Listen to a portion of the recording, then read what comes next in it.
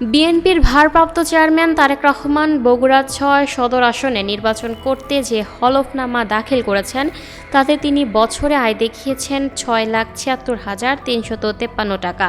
এই আয় শেয়ার সঞ্চয়পত্র ও ব্যাংক আমানত থেকে।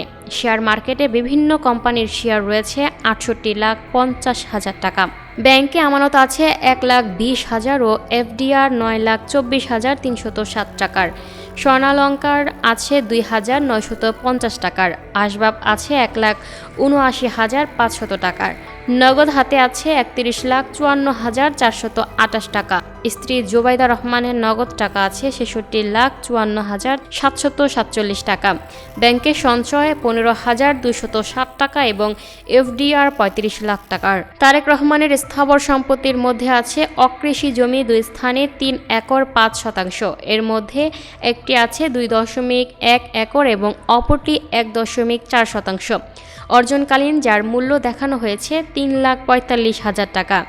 স্ত্রীর নামে আছে ১১.২৫ শতক অকৃষি জমি এবং যৌথ মালিকানায় ৮০০ বর্গফুটের একটি দোতলা ভবন।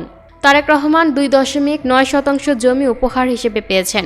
হলফনামায় তারেক রহমান দুটি ঠিকানা উল্লেখ করেছেন। তার একটি হল গুলশান এভিনিউ রোড নম্বর ১৯ এবং অপরটি ৯৬ গুলশান ২ ঢাকা।